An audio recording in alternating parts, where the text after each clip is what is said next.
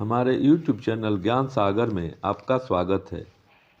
श्रीमद् भागवत के प्रसिद्ध दृष्टांत के अनुसार आत्मदेव के प्रारब्ध में संतान सुख नहीं था। आत्मदेव ने सुना था कि धर्म मार्ग पर चलकर व्यक्ति अपने प्रारब्ध को भी ईश्वर की कृपा से परिवर्तित कर सकता है।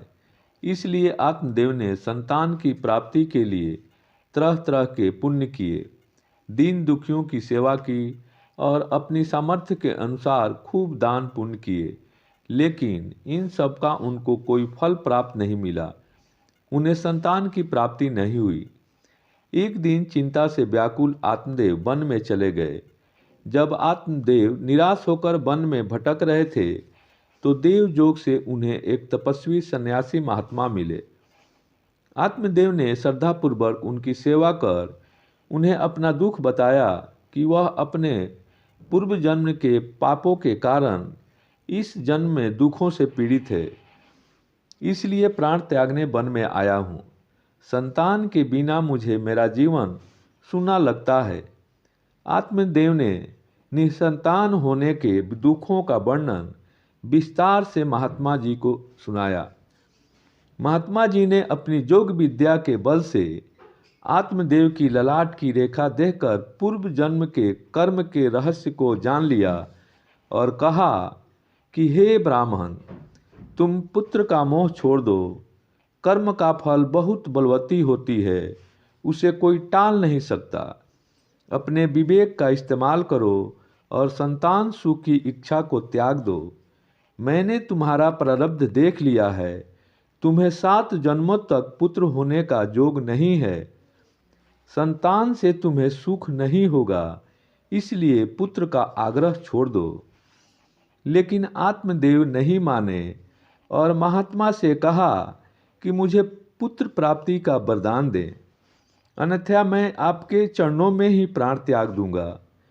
जब महात्मा ने देखा कि किसी भी प्रकार से यह पुत्र का मोह नहीं त्याग पा रहा है, तो उन्होंने अपने सारे पुण्यों को एकत्र कर एक फल के रूप में उसे दिया और कहा कि इसे अपनी पत्नी को खिला देना, इससे एक पुत्र अवश्य होगा। घर जाकर आत्मदेव ने फल अपनी पत्नी को खाने के लिए दिया, लेकिन कहा गया है प्रारब्ध का फल प्रारब्ध के अनुसार ही गति बदलता है। आत्मदेव की पत्नी ने अपनी बहन के कहने पर वह फल स्वयं न खाकर गाय को खिला दिया। बाद में गाय को एक मनुष्य आकार का बच्चा हुआ, जिसके कान गाय के समान होने के कारण उसका नाम गोकर्ण रखा गया। समय आने पर बहन ने अपना बच्चा आत्मदेव की पत्नी को दे दिया, जिसका नाम धुंधकारी रखा गया।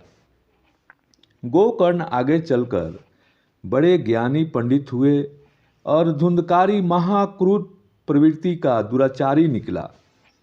आत्मदेव ने धुंधकारी को सदाचारी बनाने के लिए सब कुछ प्रयत्न किया, लेकिन प्रारब्ध को कुछ और ही मंजूर था।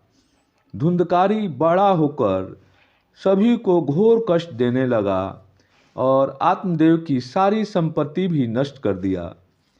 इस पर आत्मदेव फूट फूट कर रोने लगे और बोले, वन में महात्मा सही बोले थे कि मेरे प्रारब्ध में पुत्र का सुख है ही नहीं। आत्मदेव की पीड़ा को देखकर परम ज्ञानी गोकर्ण जी ने आत्मदेव को वैराग का ज्ञान दिया। गोकर्ण की ज्ञान भक्ति वैराग्य की बातें सुनकर आत्मदेव का अशांत मन सुस्थिर होकर धर्म के मार्ग पर चलकर मोक्ष प्राप्ति की ओर अग्रसर हो गया। दोस्तों, जीवन में जो कुछ मिला है या जीवन जैसा भी है, वह प्रारब्ध का ही फल है। उसी में खुशी ढूंढनी चाहिए। किसी चीज़ के लिए आसक्ति नहीं करनी चाहिए, क्योंकि हो सकता है वह हमारे प्रारब्ध में हो ही नहीं। बस जीवन में सत्कर्म करने की कोशिश करें, बाकी वही होगा जो हमारे प्रारब्ध में होगा। दोस्तों, हमारे वीडियो के माध्यम से आप अपना ज्ञान बढ़ाएं। मेरे वीडियो को लाइक और शेयर करें तथा मेरे चैनल को सब्सक्राइब करने का कष्ट करें।